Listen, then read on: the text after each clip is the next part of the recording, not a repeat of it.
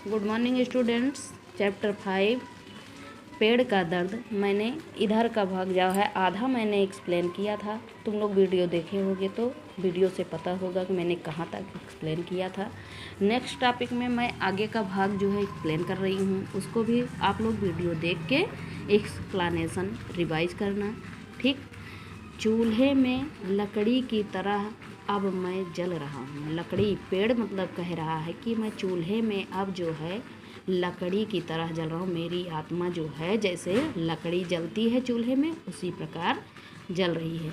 बिना यह जाने कि जो हांडी चढ़ी है उसकी खुदबुद झूठी है, और मैं यह भी नहीं जानता कि हांडी जो चूल्हे पे, हांडी मतलब जैसे एक प्रकार का पतीला होता है, आप लोग देखते होंगे पतीला या भगोना जो चढ़ा तो उसमें जो खुदबुद की आवाज़ होती है, मतलब खाना पकने की आवाज़ खुदबुद खुदबुद करती है, वह आवाज़ झूठी है या सच्ची है, या उससे किसी का पेट भरेगा या आत्मा तृप्त होगी।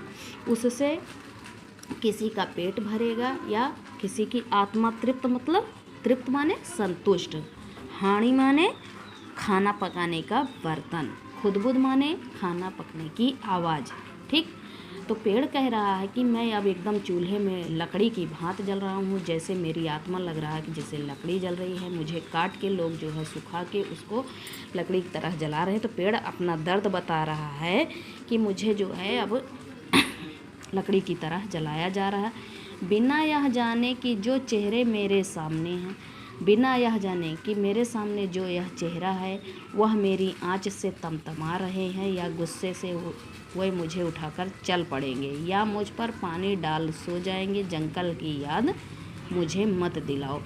मतलब पेड़ कह रहा है कि वह चेहरा जो है मेरे सामने जो मुझे काटे हैं वो मेरी आँच से तमतमा रहे हैं। जैसे जो है चूल्हे के सामने अगर आँच के सामने बैठो तो जैसे लगता है कि चेहरा लाल पड़ गया है, तो पता नहीं वो मेरी आँच से तमतमा रहे हैं कि वह गुस्से से लाल पड़ गए हैं और वो मुझे उठाकर चल पड़ेंगे, मतलब मेरी लकड़ी को लेकर चले जाएंगे। पेड़ मुझे काट कर चले जाएंगे और मुझ पर पानी डाल सो जाएंगे। जो है क्या, जैसे जब चूल्हे में जलती रहती है तो उसको बुझाने के लिए लोग पानी डाल के बुझाते हैं, तो वही कह रहा है कि जो है मुझे पानी डालकर सो जाए। जंगल की याद, पेड़ अपना दर्द कहते कहते कह रहा कि मुझे अब जंगल की याद मत दिलाओ।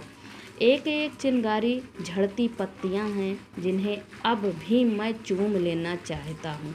मेरी एक एक चिंगारी जो निकल रही है चूल्हे से, आग से जब जैसे लकड़ी जलती है तो चिंगारी उड़ती है, तो लग रहा है कि जैसे मेरी झड़ती हुई पत्तियां हैं। जैसे पेड़ से पत्ते गिरते हैं तो उसी प्रकार से मेरी चिंगारी जो उठ के निकल रही है वो भी लग रहा है कि जो है वो झड़ती हुई पत्तियां, जिन्हें अभी भी मैं चूम लेना चाहता हूँ।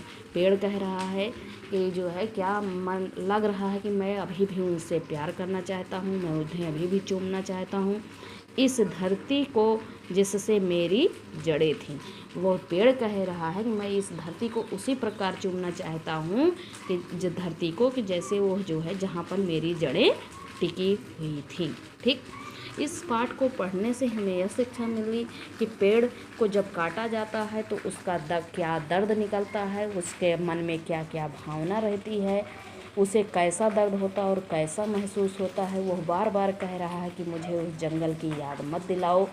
जो है मतलब वो मूक है, गूंगा है, फिर भी उसको दर्द हो रहा है पेड़ को काटने से। इसी कविता के द्वारा जो है सर्वेश्वर दयाल सक्सेना, इस कविता के रचयिता जो है, उसमें उसके दर्द का वर्णन किए हैं। इस चैप्टर को तुम लोग पुनः रिवाइज करना, उसके बाद इसकी वर्ड मीनिंग फेयर कॉपी में राइट करके लर्न करना। इसके बाद फिर नेक्स्ट टॉपिक में मैं इसकी एक्सरसाइज भेजूँगी, उसे तुम लोगों को राइट करना है बुक में। Thank you, have a nice day.